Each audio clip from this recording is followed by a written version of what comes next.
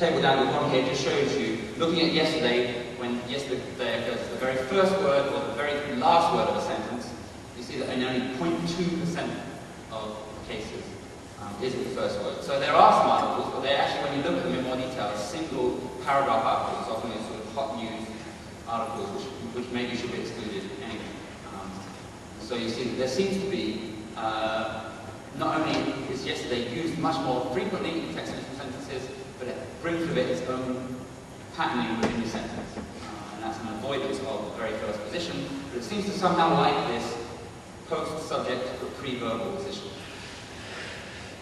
Okay, if we then look at it was as a phrase which actually doesn't come out as a text initial key phrase, and that's not surprising yet, because you can think how many different ways it was to be used. Okay, so the top row, this is quite a dense table here, but really what we just want to point out is that it was itself is not a text initial keyword. Striking, so it only occurs 3,004 times in our text initial sentences. But when you actually look at how it is used in those sentences, you see that in almost a third of its instances, it's followed by one of these verbs. It was revealed, it was announced, it was claimed, it was disclosed, it was reported, it was confirmed, it was alleged. Okay, I'm sure that you can see that there's a semantic set there, or a semantic association. So 1 in 3 of the occurrences that it was is followed by one of those, and those fit in with announced.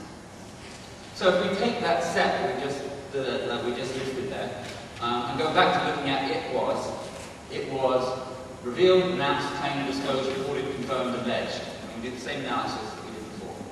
When we look at where those occur, you see that actually 50% of the occurrences of it was plus one of those verbs occur in text initial sentences, and then it's about equal between paragraph initial and non-initial. And then if we look at where in each of those sentences it occurs, there we start to see some differences there. If we jump straight to the ratios, you can see that there's a reverse ratio there. So that we have a 1 to 9 ratio with it was reported verb in the second half of the text initial sentences, where the reverse is true in the others.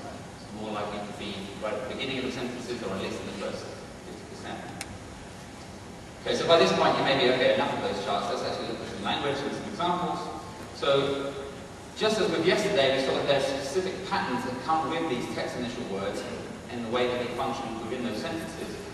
If we take the pattern, if we take lines that have it was plus one of those reported verbs, like announced, claimed, and so forth, and then we have a look at the patterns that we find.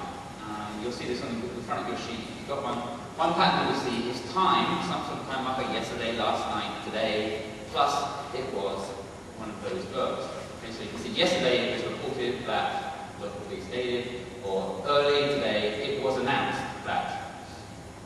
Then when we look at how those are distributed, we can see that we find no instances of that pattern in the text initial sentences. Even though 50% of the it was plus one of those verbs do occur in text initial sentences, they don't occur with that.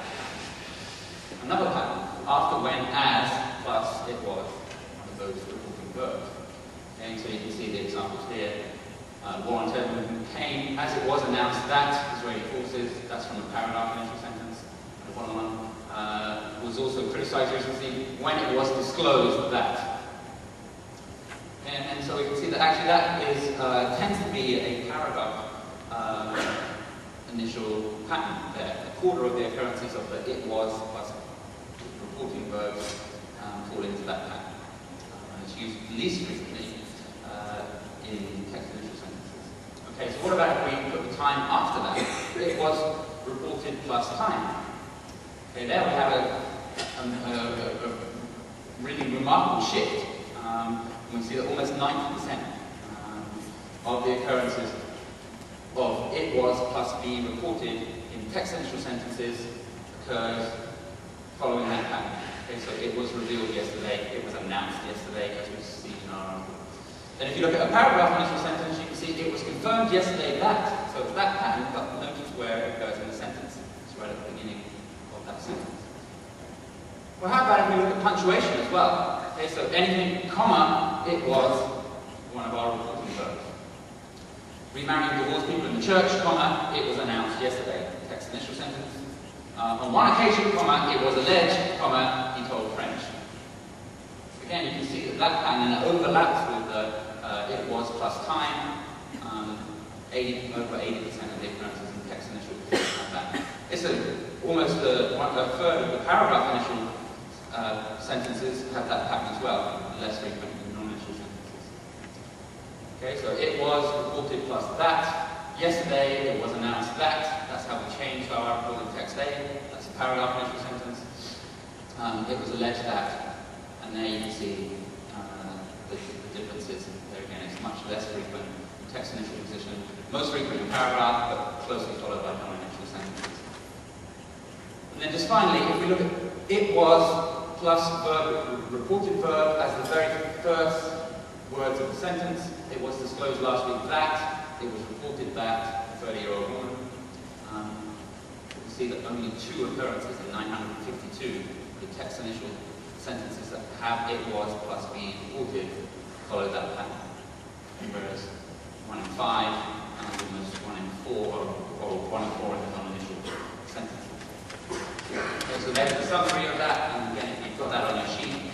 The point is that not only is it just frequency that we're finding with this keyword procedure, but some words occur much more frequently in text initial sentences, or much more frequently in paragraph initial sentences, but actually when they do occur in that place, they also have distinctive grammatical patterning with them. So, this of course poses some serious problems, because what we're saying is you can't even just say, oh, it was reported, if you want to, that it's got a particular position, but it's in the combinations. The combinations have their own positions. And what we're now concerned to do is, what do we do about this? What are the pedagogical implications? Well, obviously at one level, if your learners are not advanced learners, there aren't any. Because clearly, the communicative skill necessary to pass an IATEFL test, for example, doesn't require that you have these kind of requirements. But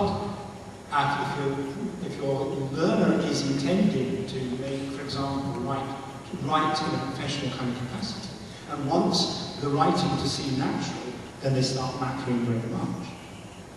What I was going to ask you to do, remember, but time doesn't really permit it, it does just about, but it would take a little while, but actually, more importantly, I wouldn't be able to lead down and go around and find out what you've got. But I was going to ask you to go through these and make a judgment. You might very quickly choose a couple of them, don't do all of them, but choose 2 or 3 of these, and make a judgment as to whether you think, or whether your intuitions would guide you into thinking it was text initial, that's the A's, or paragraph initial, the B's, or non-initial.